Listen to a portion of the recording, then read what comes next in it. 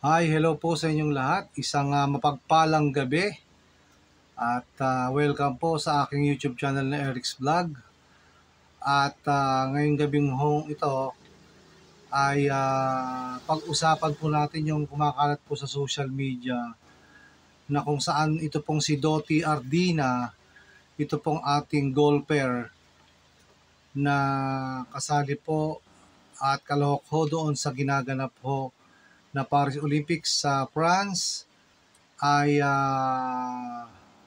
naglabas ho siya ng kanyang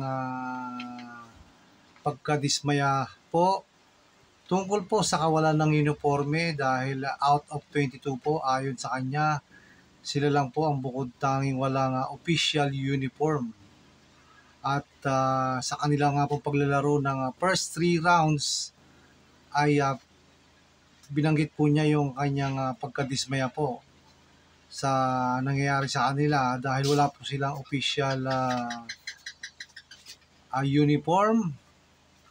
At yun nga po, pinakita po doon sa social media yung pag-aayos po niya ng patch po ng Philippine flag.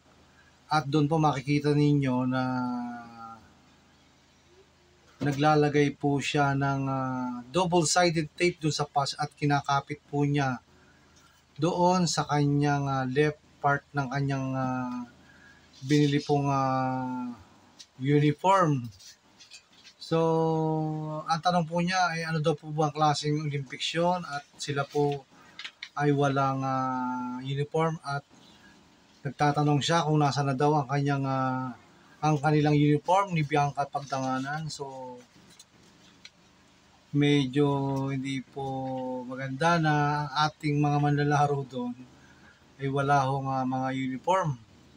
Eh dahil nung nakita ko yung Thailand, China at ibang mga European countries, so USA nakita ko, napakaganda ho ng kanilang mga uniform. At talaga hong tayo lang ang walang uniform po pala dyan. So ano kaya ang sagot dito ng Philippine Olympic Committee? Bakit hindi sila na-provide ng uniform para po sa kanilang paglalaro sa golf? So yan po, kalat na po sa social media yan, yung mga, yung pong nangyayari kay kina Bianca Pagdanganan at kay Dottie Ardina po ng bansang Pilipinas na patuloy po nakikipaglaban sa golf. So, ayun po, talagang dismayado po itong si Dottie Ardina dahil sa kawalan ho ng uniform. Ay talaga ho nakita ko nga ho yung kanilang uniform ay kulay light green. So ito po, papakita ko po sa inyo yung mga photo mula po dun sa umpisa hanggang sa naikabit na po ni Ardina o ni Dottie Ardina yun pong patches na o yung patch po ng Philippine flag dito po sa kanyang left part po ng kanyang kasuotan na light green. So makikita nyo po yung inilagay niya. So yun po, mahirap isipin na tayo lang po ang kung bakit walang official uniform itong ating mga golfer.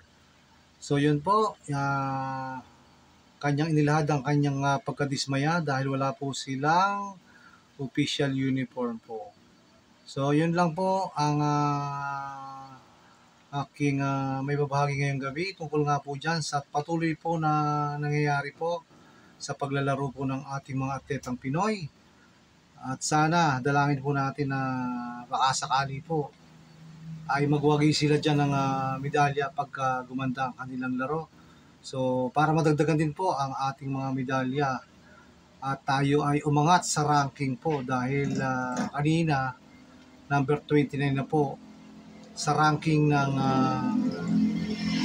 medal tally po na nangyayari po sa Paris Olympics 2024 po sa Paris, France.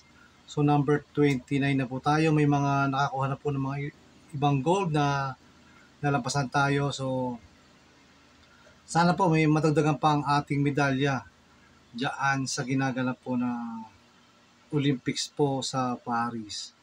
So, hanggang dito na lang muna po at isang mapagpalang gabi po sa inyong lahat.